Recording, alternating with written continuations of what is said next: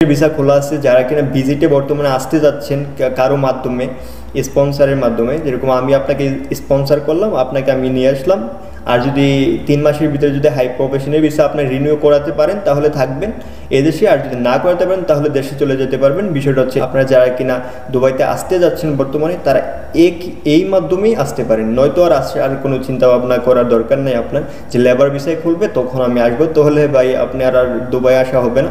বা এখন যেরকম ফ্রি জোনের ভিসা ওপেন আছে, এখন ফ্রি জোনের মাধ্যমে আপনারা যারা আসতে চাইতেছেন তারা ফ্রি জোনের মাধ্যমে আসতে পারবেন, নয়তো আর কোনোভাবে আসতে যাবে তখন ফ্রি জোনের ভিসাও অফ হয়ে যাবে, ভিজিটও অফ হয়ে যাবে, আপনারা কেউ আসতে পারবেন না। সো আসসালামু আলাইকুম ওয়া রাহমাতুল্লাহি ওয়া বারাকাতুহু। সম্মানিত দর্শক মণ্ডলী, আপনারা সকলে কেমন আছেন? আশা করি আল্লাহর অশেষ মেহেরবানিতে আপনারা সকলেই ভালো আছেন।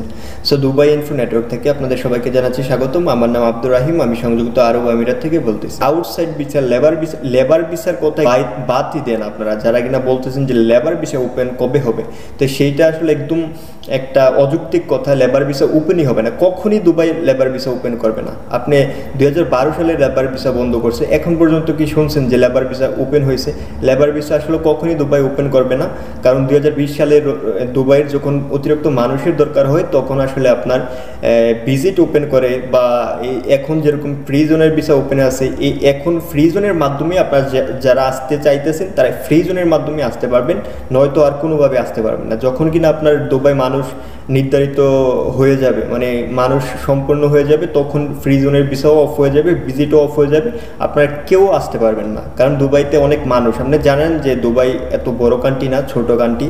তো আপনি একটুনের চিন্তা করেন যে আপনি যদি দুবাই যদি 1 মাসের জন্য যদি লেবার ভিসা ওপেন করে, তো দুবাইতে আসলে কত হাজার হাজার মানুষ ঢোকার চেষ্টা করবে বাংলাদেশ থেকে।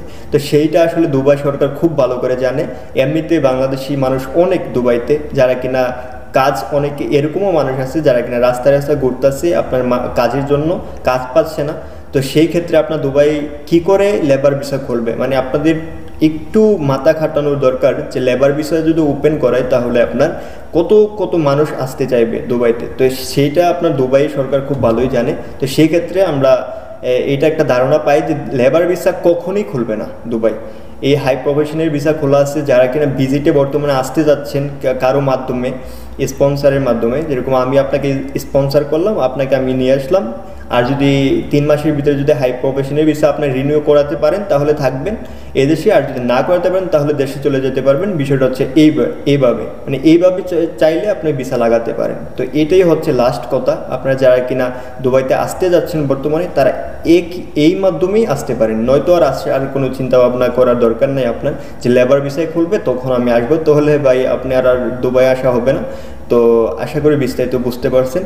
আর চ্যানেলটি যদি ভিডিওটা ইনফরমেটিভ লাগে তাহলে অবশ্যই একটা লাইক, কমেন্ট এবং সাবস্ক্রাইব করতে ভুলবেন না, অবশ্যই পরবর্তী সব আপডেট পেতে। ভিসা সংক্রান্ত যত আপডেট আছে দ্রুত পাবেন, সবার আগে এই চ্যানেলে পাবেন। তো অবশ্যই আপনি চ্যানেলটিকে সাবস্ক্রাইব করতে ভুলবেন না। আসসালামু আলাইকুম ওয়া রাহমাতুল্লাহ। আজ এই পর্যন্তই, সবাই ভালো থাকবেন।